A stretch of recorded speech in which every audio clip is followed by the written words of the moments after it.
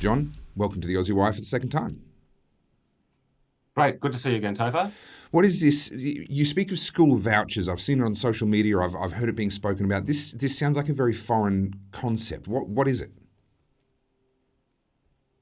Okay, so the Liberal Democrats is the Libertarian Party. Now, we have quite a bit of policy overlap with other minor parties on the right and even with the Liberals and the Nationals. But there's one policy in particular which we are really out on our own about, but we are right. And I want to walk you and the viewers through it, Topher. Sure. It's called school vouchers. And there is a school voucher revolution happening in the United States. How it works is this. At the beginning of each school year, the government, the state government, will give all parents of school-aged children a voucher or a certificate which has a value. And then the parents then decide how they want to use that voucher to educate their children. So it'll be like, let's say it's worth $7,000.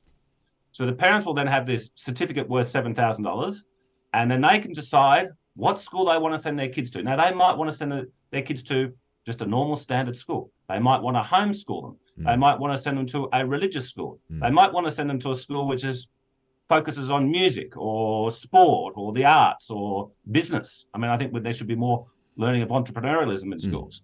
Okay, but what it does is it removes the power of the Department of Education. We basically won't need a Department of Education. And it's bringing the power of the invisible hand, the power of the free market to the education system.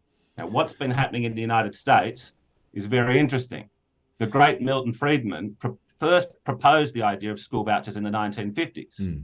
And not one state ever introduced them. Even under the Newt Gingrich revolution of the 1990s, no one introduced school vouchers.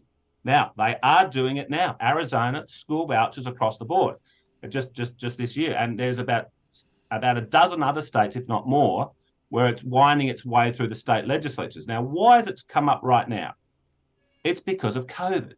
The parents were stuck at home with their kids. The parents saw what the kids were being taught. The parents didn't like what the kids were being taught because it was left wing. Now, under the school voucher system, Topher, if a parent out there wants to send their kids to a school where they're going to learn about 1788 is equal to the Holocaust, transgender is the most important thing in the world, global warming is about to wipe us all out, there will be a percentage of parents. Very small, but there will be a percentage of parents who want to send their kids to that school. And the school voucher says you do it because school voucher recognizes this very important, obvious truth. Parents love their kids more than the Department of Education. Yeah. I feel like I need to rewind slightly here because, let's be honest, we've all lived with the Department of Education all our lives. And when you speak of abolishing the Department of Education, I assume you're speaking of the federal department. The states would still have to actually administrate the schools themselves, or would we essentially be going to a fully private system where there is no Department of Education, federal or state? We'd abolish both. Okay. We would need a small government department to administer the issuing of the vouchers. But the power would then be with the parents to make sure that their kids are going to a good school. Now, the schools are then going to be saying, hey, parents, give us your voucher. We want to educate your children because they're going to be motivated by profit. And now the parents are only going to say, yes, we'll send our kids to your school because it's excellent, because it's brilliant. The results are terrific. Now, wealthier people will be able to pay more if they feel like it. Of course. Okay, but the value of the voucher will guarantee a minimum good standard of education. Now, there will be some situations where it doesn't work out, but under the current system, I think it's like for most kids, they're not getting a good education. It was quite funny when I was homeschooling as a child. From time to time, a current affair or one of these sorts of shows would do a hit piece on homeschoolers, homeschooling gone wrong kind of a hit piece. And people would ask me about it afterwards, kids that went to school or other people's parents would kind of challenge me and be like, oh, well, I saw that thing on a current affair, all about what a terrible thing's happening, to these homeschooled kids that aren't being well educated by their parents or well raised. And I heard it so many times I had a pat answer. I would just shoot back and say, yes, you see the failures of homeschooling in a current affair, but you see the failures of state schooling in a penitentiary. And that's the reality of it. We can point to a system and say, oh, that system's not perfect. But then again, neither is the current system that we're dealing with. So I have a lot of sympathy for these ideas. Whether the electorate would have a lot of sympathy for it is very unclear. Whether they would really be comfortable with the idea of getting the government out of education, I'd love that. I'd love to see that. I think it'd be one of the greatest step forwards in education for the last couple of 100 years if we could get the government out. Whether we can get that reform through is another matter altogether. As you say, you're out on your own at the moment, or the Liberal Democratic Party is out on its own at the moment on this. Do you see any allies, any likely allies coming to support you in this?